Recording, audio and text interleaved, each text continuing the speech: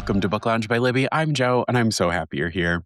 This week, we're celebrating the magic of the Magic Treehouse. I am so incredibly excited and honored to have today Mary Pope Osborne to talk about the journey of Jack and Annie from 1992 to now.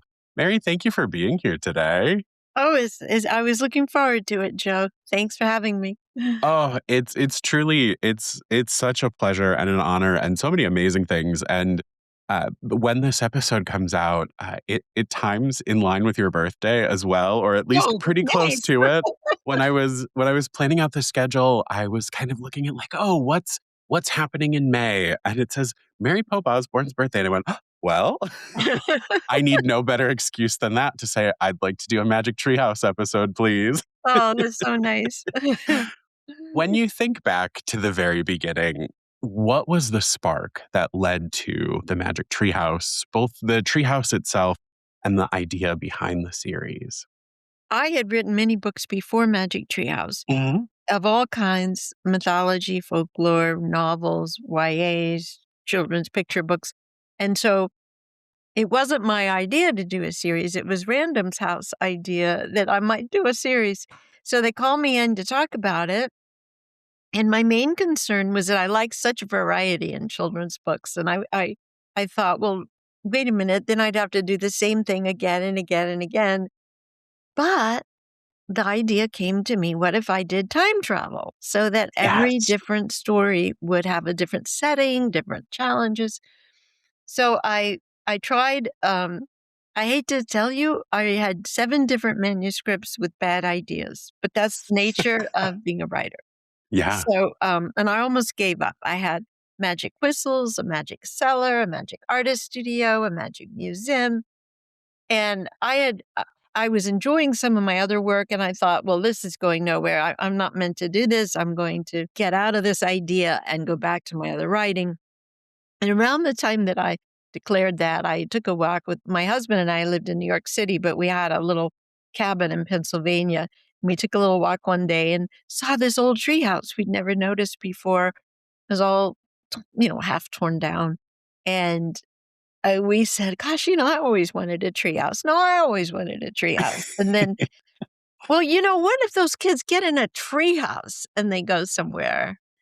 And so I tell kids that the simplest ideas can be the hardest to find because it was pretty simple. And then it got more simple when you say, well, how did the treehouse take them back to other places? And I said, we fill it with books. And Yes. since I'm somewhat of a bookaholic, I have a million books practically. Nothing could make me happier than to fill the treehouse with books. So Oh, they crawl up absolutely. into it, and it's in the highest oak in their little Frog Creek forest, and I put it in Pennsylvania where we were at the time, and they open the book and make a wish and go there. So that started that idea, but the idea of writing for younger readers was new to me too, and I had written mostly for middle grade or young adult readers. Mhm. So I called up a school in Pennsylvania and I said, could I come visit your second graders? And don't tell them I'm an author. Just let me sit in the back of the room and absorb the atmosphere. So I went to the second grade. It changed my life because then I asked if I could go to lunch alone with the kids. And Yeah. I did that. And what I discovered was in my heart of hearts, I was a second grader. And suddenly I'm sitting there and I'm laughing and I'm talking and they're laughing and they're talking and there's no age difference, which I hate to say, but it was so magical. And then, of course, that's almost 35 years ago. And ever since then, I've been meeting magical little kids. And Yeah. now they're grown, a lot of them. But something about that age, aiming it for that age, and then finding that treehouse Yeah. really led to the rest of my life. Right. Well, first, I can tell you it's 4 years ago because I might also be from 1992. But I I think the word that is thrown around a lot right now because it resonates so much with me and what we were talking about before we recorded even is whimsy. And I think the whimsical nature of children and those of us who get to kind of hold that in our everyday lives being able to sit with anyone and just feeling like there aren't those barriers of Yeah. communication. Yeah. It's something I hope we can all strive a little closer toward, is just that. Right. And the We're yeah, allowed to laugh. allowed to laugh and play and bring play into our work. And Yeah. in fact, I have a rule of thumb now, if it's not play, don't do it. If you're stuck in a job that's onerous and in a Yeah. cubicle and not fun, look elsewhere. Because even if you have to go, mow lawns and cut flowers, you're playing. And being outdoors is great play. And when we were kids, that was the magic of our childhood because we were Hmm. army brats, me and I have 2 brothers, one's a twin and one's just a year younger. So the 3 of us were playmates as we moved from army post to army post. But as soon as we got to a new house, we claimed a tree, we claimed the yard, we knew the boundaries, we lived Right. outside, and we explored every piece of if there was a picnic table, it became a stage. Whatever we Mm. found, we put to use in the outdoors. And I grieve that I live in a really nice neighborhood. I never see kids outside playing by themselves ever. Right. Not even in summer, that magic time between dinner and bed, as it's getting dark and you're playing outside and you hear the kids calling, you know, come Oh, we in gotta head free and back. Yeah. everything.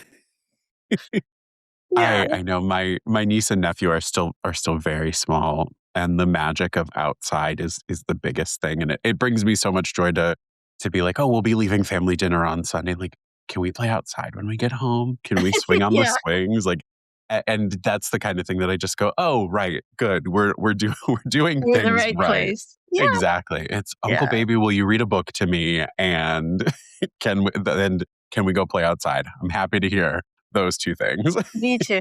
Yeah, absolutely.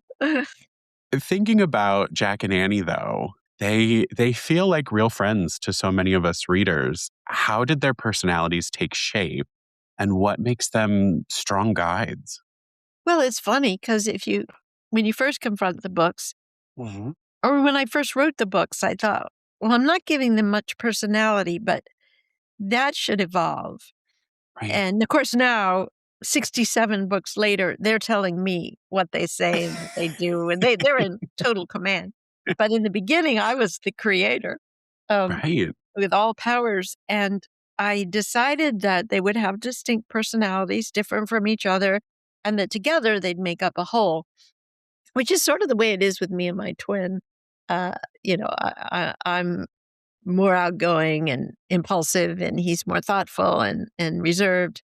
And that's the way pretty much Jack and Annie are too. Mhm. But over time, their conflict becomes. And I didn't intend this. Whatever conflict you have, because you always need conflict. They say it becomes. They're so blended that they know what each is thinking before it's thought. And it moves them together in high action to carry out their missions and to get home safely, you know. So that's sort of the dynamic between them. And how would you say that change has happened over the years? Like you said, at first you were in control, and now they're telling you, "No, this is our next story." Yeah, that started happening, some years ago, really. And I think that I got so close. Well, maybe now's the time to say Mhm. I've brought others close to them because my husband Yeah. started the nonfiction books and he did a Magic Treehouse Planetarium show. My sister took over the nonfiction when Will was doing other projects. My 2 best friends combined with my husband to do musicals. They've done 9 of Magic Treehouse. So we're all involved with Jack and Annie. And sometimes they seem to know them better than I do. And so it's like a family, and we've got these 2 kids that run our lives. Like the most positive stage family out there. Yes, it's just wonderful. But so far, I mean, that keeps me going. All of the synergy of working with my team and then Yeah. knowing, I mean, I'm the only one who's ever written the fiction books. I just couldn't turn that over. So I've done, like I said, 67 now, but the others and that other good friend who wrote the musicals, is now adapting my books into graphic novels. So we keep it in the team. And then maybe you'll ask me more about animation later, and I'll tell you what's going on there. Absolutely, I will. I plan to hit all of those things, but Yeah. it's so exciting. Before we kind of move into some of my next questions here, I'm still stuck on some of your early thoughts before, as you were just saying, before you were ready to give it all up, and you were like, you had a magic museum, and you had this, and you had that. All of those alone were incredible ideas. Do you ever find ways to harken back to some of those early concepts and work them into the books now? Have you maybe revitalized ideas that you go, that didn't work then, but I figured it out now? Well, not really with Magic Treehouse, but Mhm. certainly other books I've done. Sure. I have revisited ideas, or old ideas popped into a new telling of something. And that was part of the joy of doing so many different kinds of books. With children's books, as you probably know, there's certain forms, that gives you boundaries of freedom more than anything. So you have your picture books that usually adults read to kids, so the vocabulary can be quite interesting. And you can even, I've taken poems and had them made into picture books. But then you go to early chapter books like Magic Mm. Treehouse, or you go to middle grade readers, and all of these things have a certain, form that if you have lots of content all the time in your Yeah. head, you kind of move to the form that will best express it. So I always tell aspiring children's book writers, go to your local library, sit in the children's section, and acquaint yourself with all the award-winning books if you have to filter something, and then figure out what's going on and what the forum is saying. Right. And I find that a really exciting thing, really. It never gets too small a world. It's too big a world. That is what's so exciting though about walking into the library because right, you're confronted by so many wonderful choices and Yeah. they're organized so nice and neat Yeah. right by those age levels. And you really can think about it. You can think about, okay, if I want to take the mythological approach, what are my peers doing? What is over here? What is the in between? Is there a segment we're not really hitting? Because I think of like you the author knew what middle grade was, but we hadn't quite put that word out there for a while. It felt like, at least in the publishing space, but it was definitely being written. It just wasn't necessarily being promoted. Categorized, Yeah, yeah. Well categorized. well, Joe, when Random House came to me to do my series, they Hmm. said, "We're gonna start a new category. It's gonna be early chapter books, and it's gonna bridge a young reader from the picture books to the middle grade reader. And it'll be you and Barbara Parks, who did Junie B. Jones, and Louis Sacker, who Yeah, um, did Marvin Wayside Redpost before School. Holes." Yeah, So holes. the three of us were the three that they contracted initially to do Wow. this new kind of book. And so we were all learning at the same time. In the beginning, the editor said, "Now, these kids are just learning to read, so you can write in fragments. You don't have to do long sentences, just do fragments." We did fragments. Teachers came back and said, "No, don't do that. Write real sentences." So Right. I think there's some out there probably that are still fragmented, but I then rewrote those early ones and put them in the right order of sentences. But it was a new experiment, and I think it did well. It just took off. Oh, it absolutely did well. I mean, there are generations of people who have all of those authors to thank to be like, "Oh, this built that love of reading." And I think with that kind of the thoughtfulness you have around education and the writing that you do, what would you say is your mission when you sit down to add to the series or to write something new? Well,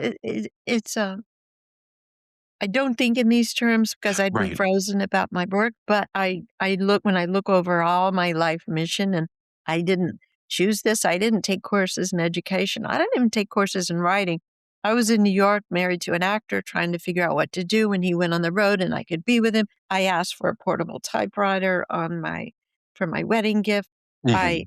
started typing, and I started surprising myself by typing children's stories and trying Wow. to illustrate them. But then I was just trying to create a career that I could get Mhm. paid for that I love to do. Right. So it took years to really, I mean, not to I was published before I knew it. It was frightening. They wanted to look at the first draft of the first YA ever tried to write. They said, "Rewrite this. That's the name of the business."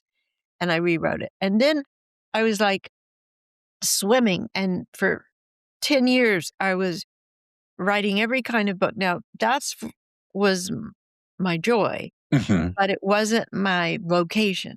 And so Yes. then when Random House got me on this path, and I'd only signed up to do 4 books initially, Mhm. I was gonna do these because I thought they'd really promote them, but they told me in the beginning, and this has changed, of course, "Oh, these are not gonna be high quality. They're gonna be little paperbacks. The paper's gonna turn yellow. It's gonna be sold at Target and Walmart, and it's gonna be mass market," which was a scary word if you were a New York author, you wanted Right.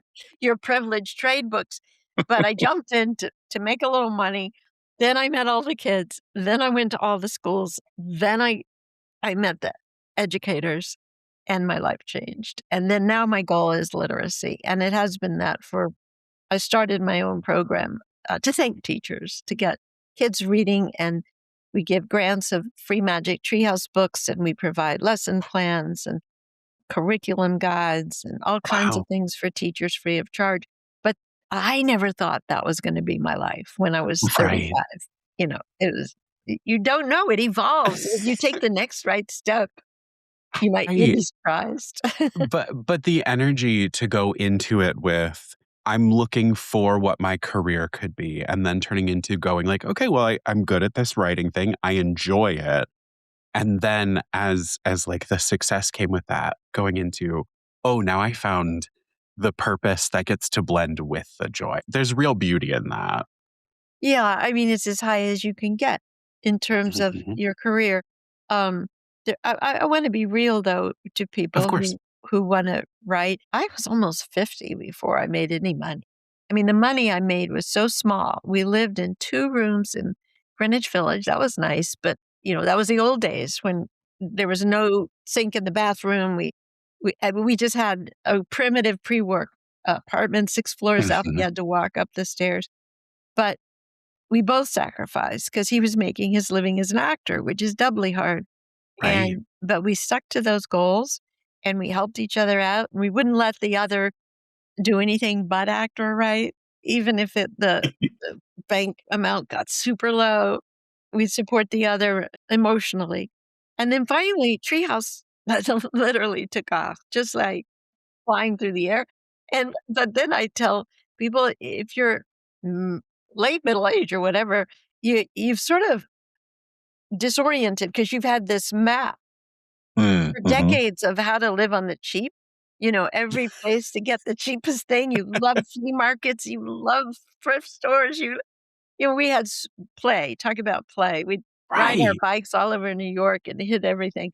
Or when he was out of town doing a show, we'd hit all the good Goodwill stores, and that was fun. Yeah. So then when we got prosperous, it was a different story, and huge responsibilities fell on us, but by choice. But, anyway, just a little sidebar about the finances of the writing and just of the arts, really. But I think that's so important to think of, and it goes back to how you are still living that same life today because you have this community behind you now.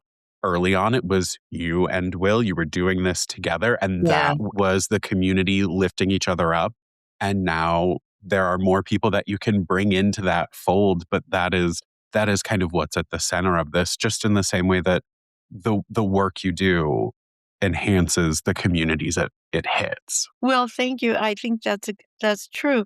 Um, we also, we didn't sell out. Like, in the beginning when the Right. Treehouse started, making a bestseller list, we didn't, a lot of people came to us to do films or TV shows, but as soon as Yeah. we started down a path with anyone, it became clear that they had a different vision and they were going to do it their way, no matter what they Yeah. promised us on day one. So the only thing we did over, what, 30 years or 35 years was an animation in Japan, because the Japanese love Magic Treehouse. So they brought us over there. We had a Yes. fabulous time traveling with them in a little bus around the country, visiting schools and bookstores. And then they came to America to talk us into an animation. And it was so funny because these four gentlemen arrived on a plane in suits and black bags. And we ushered them into our life of, you know, just such disorder in so many ways. And they were so genial and kind and polite. We just loved them. And so we said, yes, they could do that. And then they brought their team back to show us what they wanted to do. And then things went back and forth. And we said, the only thing we have to require is it never leave Japan. You can't translate it and you Yeah. can't take it outside the country. And they were okay with that. Right. But we got to go to the Asian Film Festival and I walked the carpet and, which was so hilarious, with a big cone head Jack and Annie and, you know, giant bubblehead character. And Yes. the Jack kept sort of knocking me over as I was walking and I had shoes that didn't fit and it was just became hilarious. But the people were always kind and good to us and they still are and they still visit us. So but anyway, that was a side trip into media. And then Yes. about, 7 years ago, a wonderful team in LA contacted us and, took us to their studio, and they were starting out, with a new studio, and we love them, and Yeah. so for 4 years, we've been working, I mean, maybe 3 years now, we've been working with them on an animation. And I'm getting back to your point of my team. They have allowed us every single possible involvement. In fact, we are partners in the project totally, and Oh, nothing I will love go on that. the screen that we didn't like. And we soon will have videos out on how the whole team created the characters and the look and the music and everything. So that's to come, but it's really been a joy, and I'm glad we waited all these years. The first thing that came to mind when you said, like, we said no left and right was exactly that. Because while I know I would have been first in line to see the movie, I would have also been the kid that was like, that's not Jack and Ant. Like, because especially then, you lost so much creative control. Yeah, And it was whatever was popular at the time in one specific like subgenre of movies, where now it's about faithful adaptations and involving the authors because yeah. we want the story to reflect. I mean, I think any of us who are looking for an adaptation, we just want to see what's in our head come to life. Yeah, Do you that know was when it. that's coming or Well, oh, do I know? I think in 26, but okay, cool. yeah.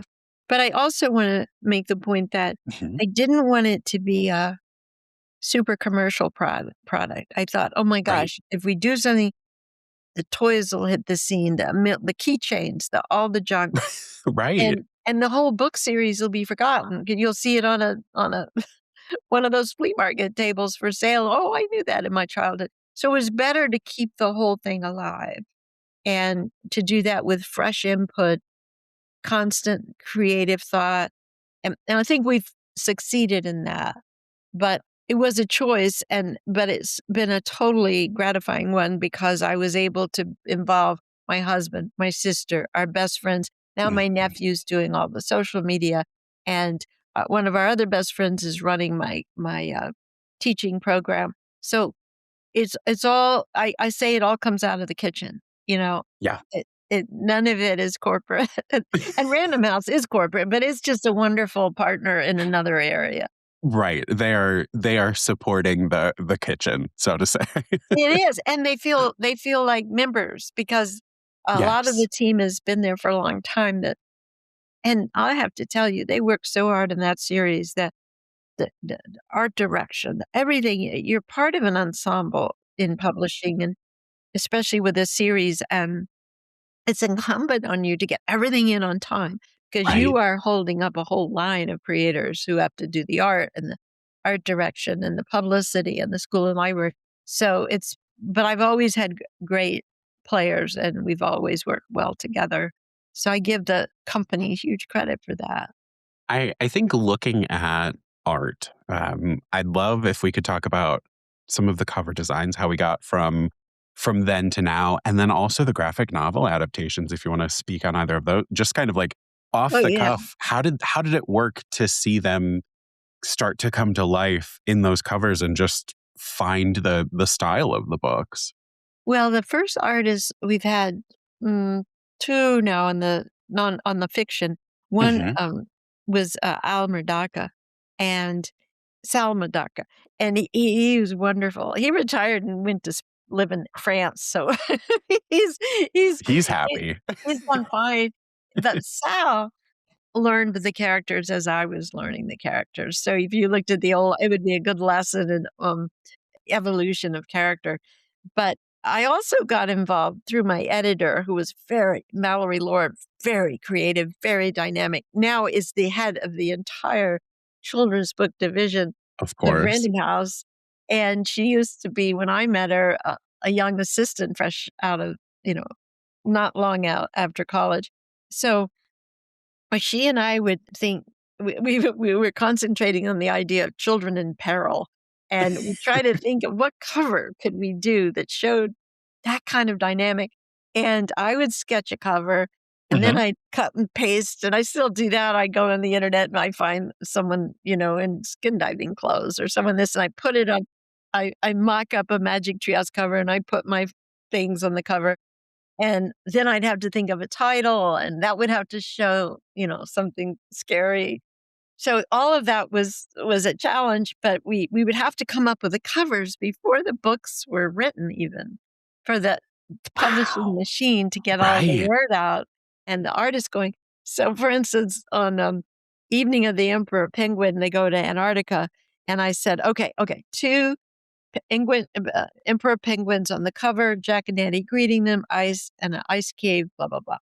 And so by the time the book came out, or the last galleys, uh, there was only one penguin in the story that was out. So if you read the book, it just says, and then the second penguin stepped away. And that's all. So there are little moments like that that crack me up and Where then you're like, "I had to solve a problem, and that was the cover." yes. So that too, sometimes that just creates a ridiculous stream of things. But anyway, yeah, I would love creating the covers, helping, because soon the artist takes over and the art director, and something wonderful appears. But I like Sal's work so much. That drove how the story went, so you would have to come up with, like you were coming up with the concept, you were basically effectively Yeah, making your storyboard or skeleton for the book by yeah, designing the cover and coming up with the title. exactly. And that would And is take that, like, the nature of children's books, would you say? no. In Okay. fact, I have done so many books in the past, Mhm. that I never even met the artist, or I never Right, had in the beginning, I couldn't even say what the title should be because right. that was all considered, the merchandising. So I Oh, think that sure. I gained that trust through many years of work, but you can't expect it in the beginning. And people who want to be children's authors sometimes write a story and get their best friend to illustrate it. And that never is the way it's done unless it's fantastic illustrations, because it's the art department's job to find the illustrator once they get the text. Right, And they have all these kinds of wonderful people in mind and who would suit this script and so forth. right. I'm just so fascinated by it because the only other person I have ever had say to me that I came up with the cover and the title before the insides was Jeff Kinney. Like, Yeah, I for can see Jeff Wimpy doing that. And that was the first time I'd heard it, so I was like, "Is it a children's book thing that I'm just not thinking?" I know. No, it's definitely true. If you're doing a series, especially on a Yeah. timetable. Oh, that makes sense. Now, what about the graphic novels? How has that been as an experience to see, like, your work revisited, but then transformed? Well, for many years, I didn't get permission to do graphic novels, and then Right. I did a little research and I found out that they really do help kids learn to read. Yeah. So that's my mandate. If Right. that's the case, then I have to participate. So I told Random House, I'm open to the idea for this reason, but I'd really like to choose the illustrator.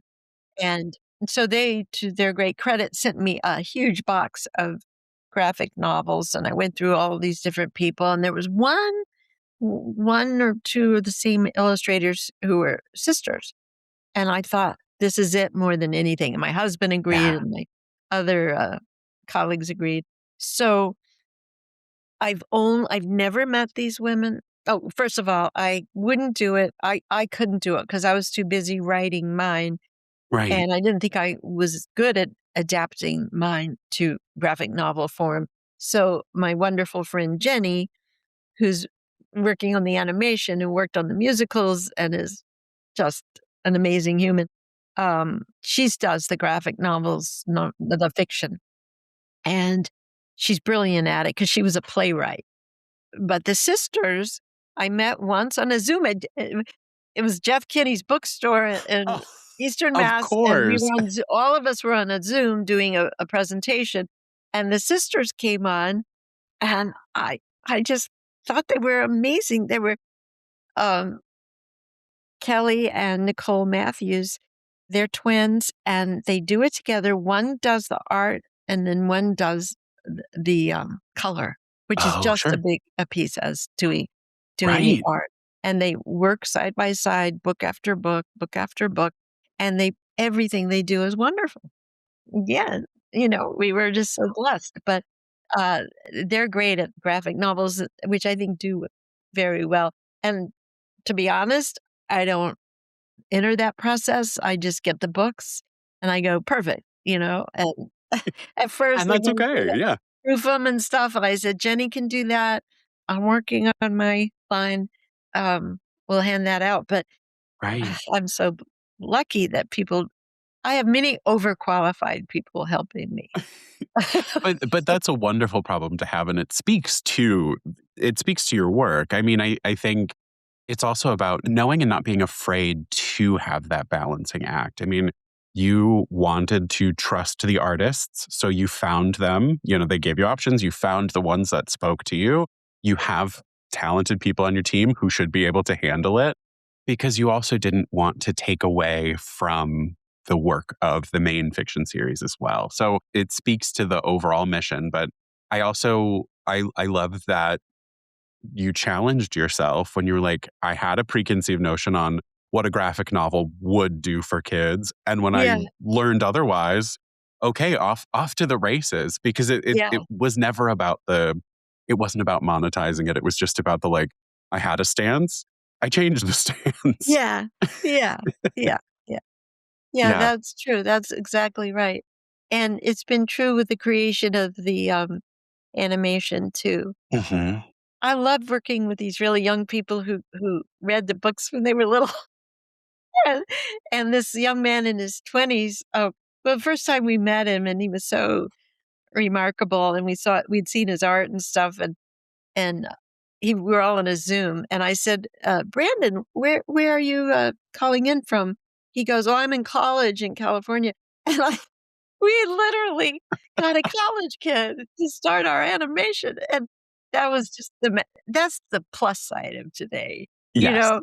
And Yeah. I know there's negatives out there, and everyone can agree on those, but the plus is you're getting fresh, exuberant talent, Yes. and we lucked into that, and he's got a chosen team that's young and just so kind and Right. so respectful Oh, and I'm also still just laughing because, of course, when you started talking about the cover, I could see it in my brain because they're burned into my brain. I mean, like, just like, oh man, everything really still lives up there, doesn't it? that's great. You have brought not only time travel, but adventure stories to kids. And I think adventure stories um, translate well for young kids, but I think it's also not done it's not done the way you do it. There's just something very different about that. What does your research process look like, and how do you keep the pace going to, I don't know, just keep the reader clocked in? Great questions. Authors love these questions because no one ever asks them, and you work with it every day in your life, and you're dying to tell someone, You're like, please let me. "Give me all day." So, uh, so, yeah, I love the research process, and I talk about it whenever I talk to kids. Like, I have a notebook. I always have these little reporter notebooks, and I like to work from hard copies. So I order half a dozen to a dozen books on a subject, right? Like if I'm going to do sea otters, in the water, they have to save, which was the last book to come out. I get everything I can on sea otters, Yeah. usually children's books, because if you start there, you go from the known to the unknown, as they say. You start with the facts, you build on the facts, and you become acquainted with the subject naturally. You don't drop it in the middle of a dissertation by an ecologist. You just build on basic information so you can use it and joyfully play with it. So I take tons of notes, and my notes are, they're so random. They're just it'll be a phrase. It might be a sentence. If it's ever a sentence, I put quotes around it so I won't quote it directly. But I'm looking for a pattern, and I'm looking for an arc, where you start and you have a mission and you achieve it, and there are obstacles, and then you bring it to an end, but you come home with something special, and you offer something special in the trip. I mean, those are kind of the parameters. But the research then it just triggers your Yeah. mind. And that's really fun because suddenly you're in another place. I have one of these overactive minds. So um, if I'm going to do a horse reserve in Mongolia, as I did before the sea otters, I have lived there, Mhm. in my mind and my heart. In fact, I think some of Jack and Annie's past are part of my memories, and I have to disassociate them from my real memories. But Right. I will create weather and ambiance and everything that puts me there, sensual and simple.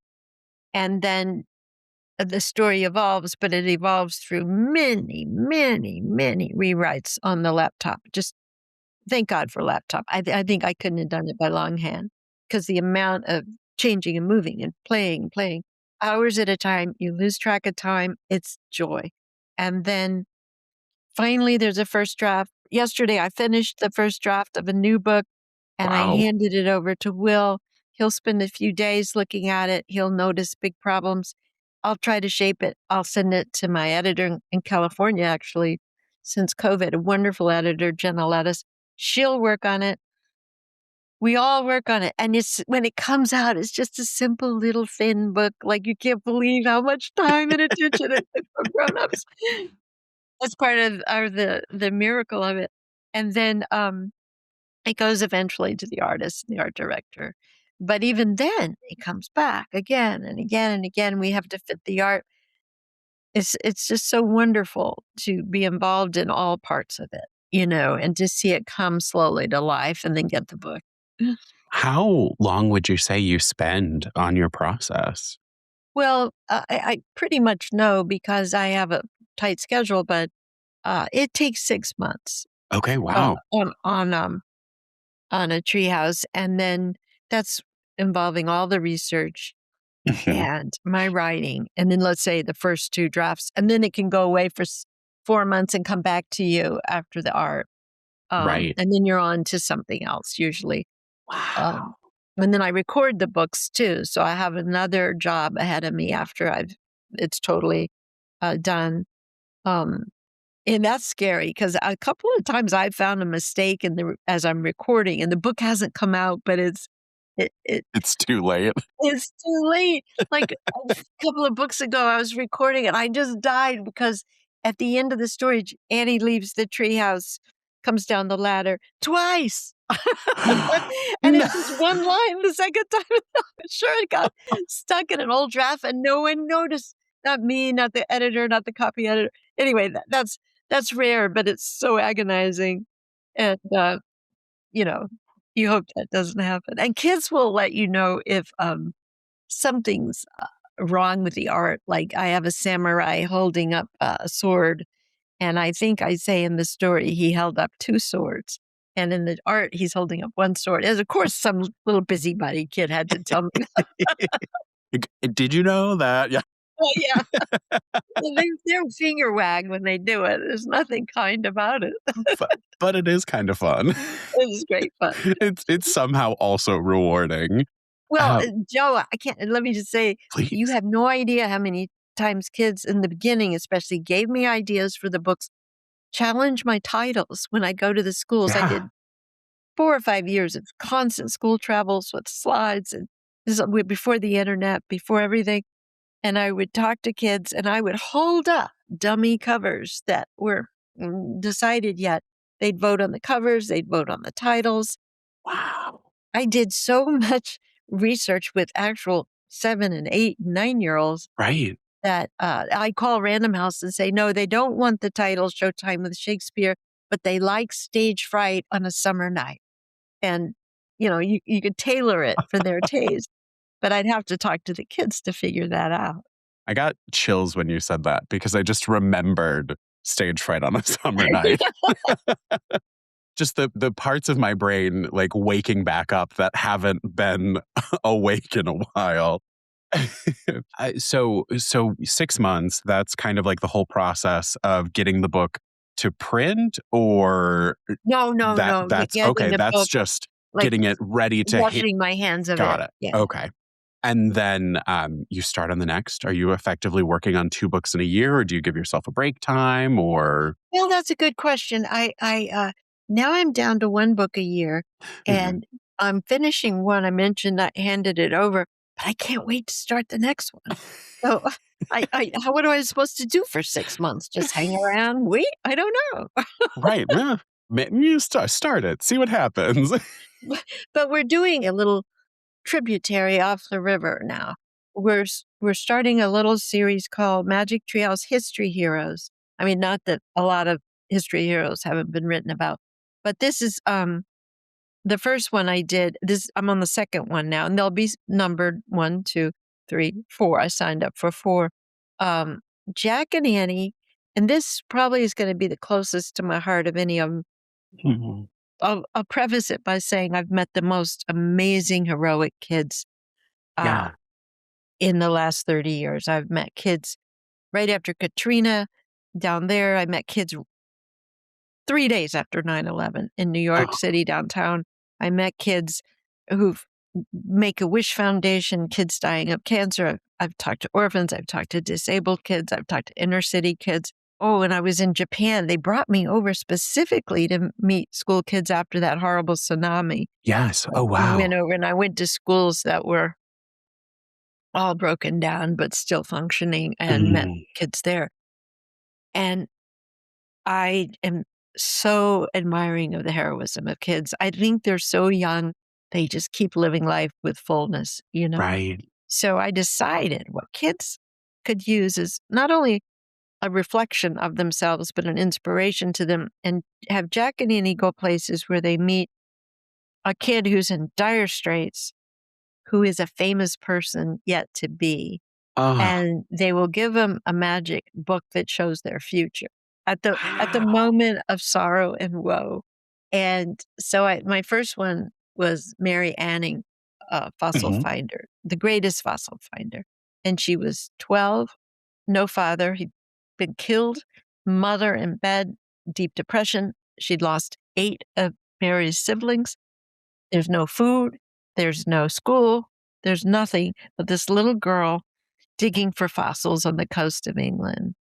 And now, I'll just say this because Yeah. there's another kid. Okay, I'm gonna tell you, but not tell you who it is.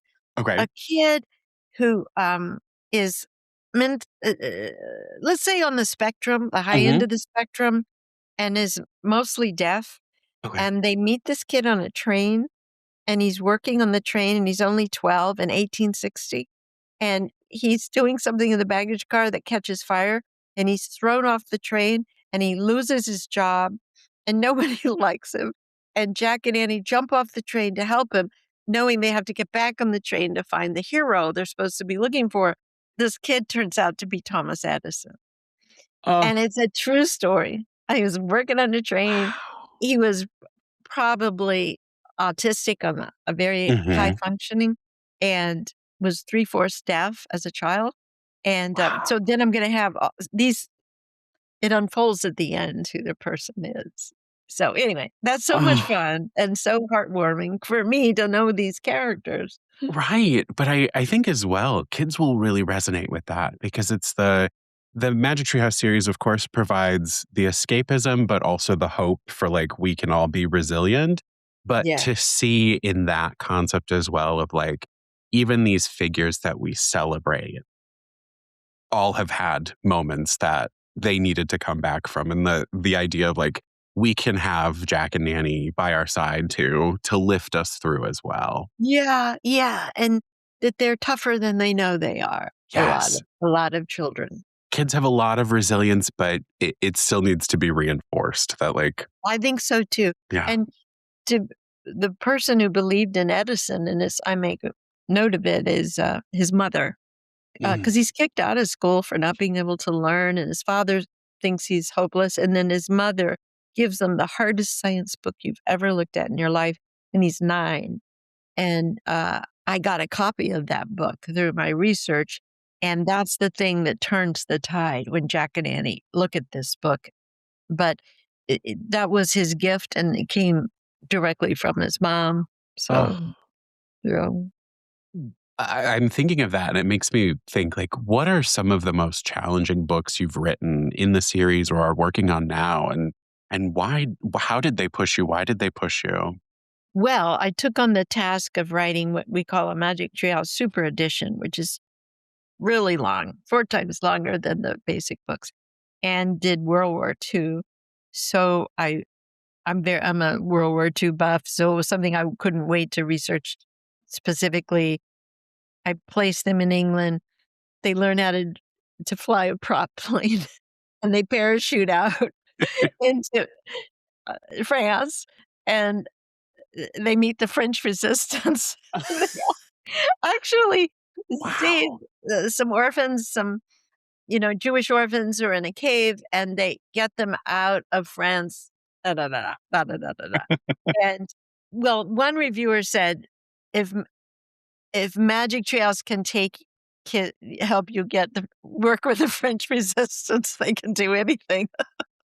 It was a challenge, and at times I thought, "Oh, is this too much?" But it was so intense and fun, and it took a whole year to write that one, but that Wow. that's the one I really got the most out of Yeah. writing. And now I'm trying to think of the cover of it because that's how my brain operates.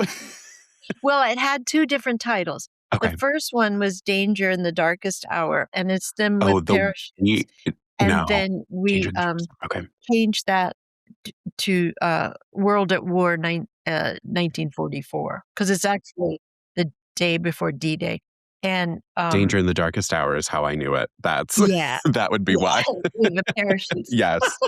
Yes. That's funny. With 67 books? Or I you think just finished 67 67? nonfiction, and then there's Okay. no, I did 66, now working 67 fiction, and then there's 40 nonfiction, and then some extra ones, like, um, activity books and a few other things like that. With so many, has there been anything that you haven't done yet that you, want to do, but maybe haven't quite figured your angle for? Mm, no, but if you get an idea, you let me know. 'Cause Oh, I will send it to you, don't worry. No, I wanted to jump back to the audiobooks. You narrate the audiobooks. What inspired you to take on that role? Well, nothing, because I had to audition for that role. Wow. Wow. They're so strict. This was, a company called, now it's changed, it's part of Random House, but it was Listening Library, and Oh, they yeah. do really good work. But they wanted me to audition for it. This is way back in the 90s, maybe after the first 4 books had come out, and I passed the audition, and and then this is strange. I would rehearse ahead of time. I'd read the whole book. My husband would hear me read the book. I'd underline things. I'd do all this work. And then finally, I just started reading them cold, and I had turned them in like 6 months before or whatever. So they were they were vaguely still with you. It was true Yes, they cold. weren't even, Yeah. but they were just about to come out as books, and we'd jump in Yeah. and do the audio. And the reading them fresh gave me so much energy and Yeah. excitement that suddenly that made it all more fun, It was you also know, probably and a great setup for any tour and school visits you had to do too, because you're like, yeah, I'm right back in the book. yeah, yeah, I like to read from the books and, to kids and feel it and, enjoy it like that. And the musicals are fun too because Jack and Annie, they follow the scripts of the books, but they take extra paths. Mhm. We just did a great one on Jackie Robinson called A Big Day for Baseball, Yeah. and it was his first game in Brooklyn at Dodgers, when he was the first time he was in the major leagues, Right. and my team wrote a wonderful the composer adjusts every story for music within that time and place. Oh, So, that one we did in, a big, theater in Orlando, and then when we do those events, we did the Shakespeare one and the Louis Armstrong one in Chicago. All the kids in the public schools in that county get a copy of the book oh, perfect. from our program, and then we have the show piped into the schools if they can't come to see it live. Oh, So we triple our, communication that way with right. the themes and the stories and stuff. So that's been one of the sidebars. So, I think who knows what else is possible. You're checking Sidebar. off right, you're, like, checking off quests left and right, like, "Well, didn't know that could happen, but we did it." Yeah, right. It's been a long time. Thinking Mhm. of all of the children that you've met and helped and seen over the years between letters and drawings and stories and those ever so loving visits, are there any that have stayed with you in a special way or things that you still think about? Oh, yeah.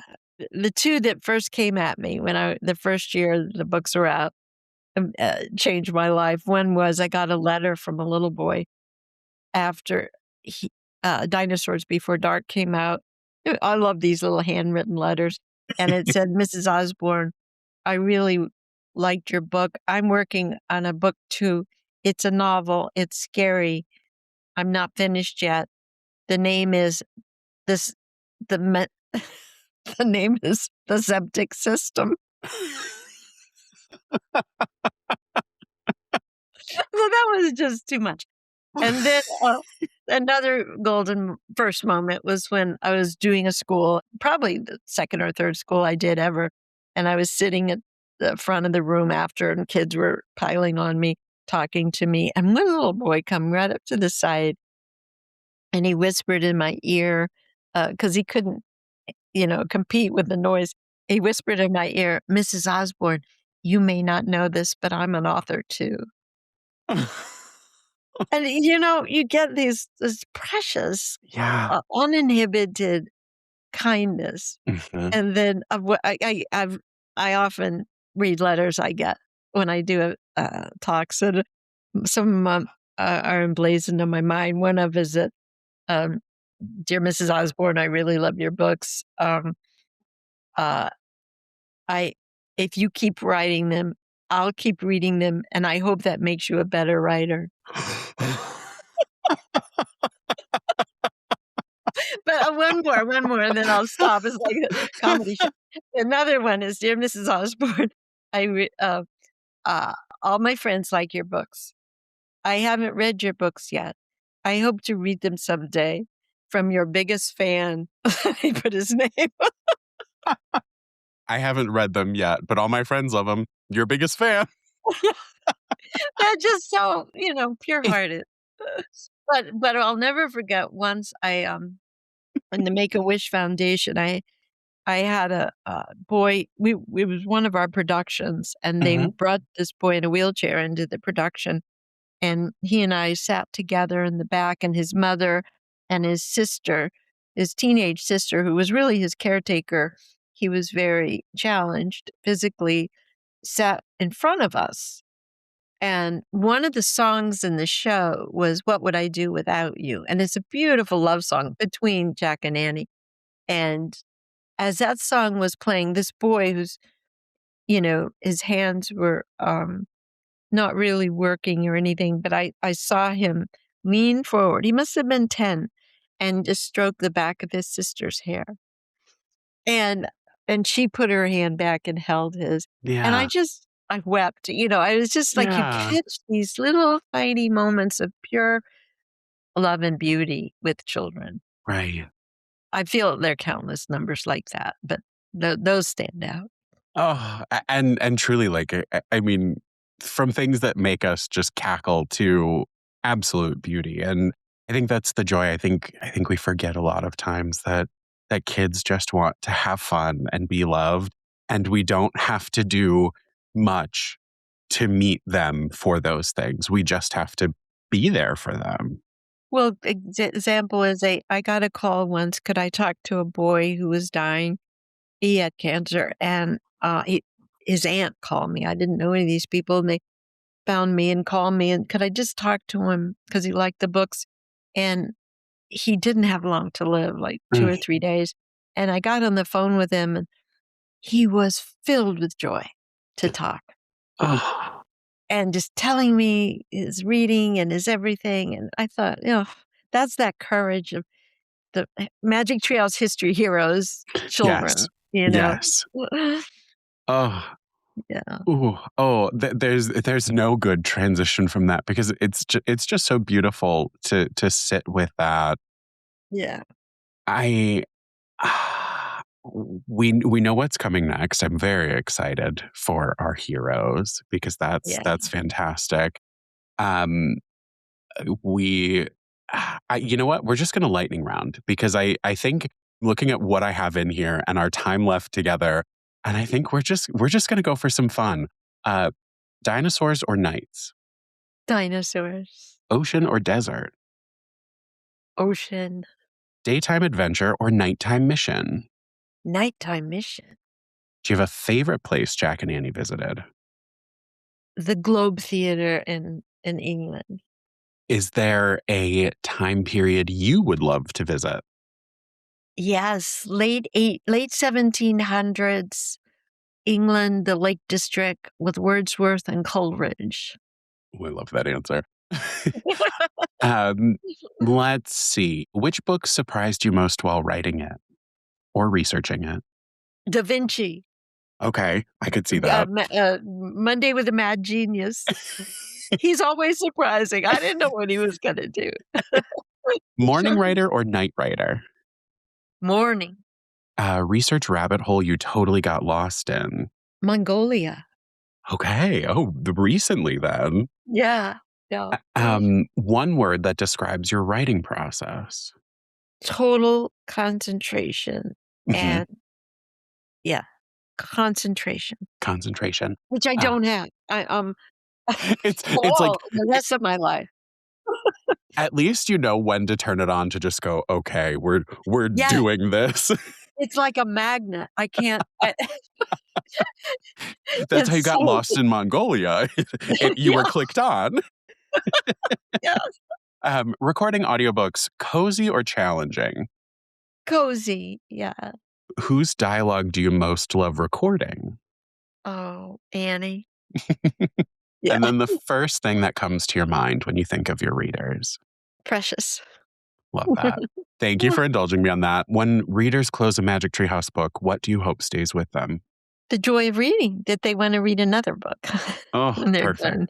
perfect. And when you reflect on this body of work, What does the series mean to you now? Well, it turned out to be my life. Yeah. You know, it's everything to me. Oh, Mary, thank you so much for being here Thank you, today Joe. and sharing this incredible world with us all. Oh, thank you for having me and giving me extra time and lots of warmth. I Oh, appreciate it. always. And friends, make sure you check out Mary Pope Osborne's YouTube channel for even more incredible insights into her world. Please consider subscribing to Book Lounge by Libby. You won't want to miss this Thursday's episode where we'll be recommending books that take the protagonist out of their time and place. Happy reading! You can sample and borrow the books from today's episode in the Libby app, or if you're a librarian, find them for purchase in Overdrive Marketplace. Book Lounge by Libby is a proud Evergreen Podcast signature program. Explore more amazing shows at evergreenpodcasts.com.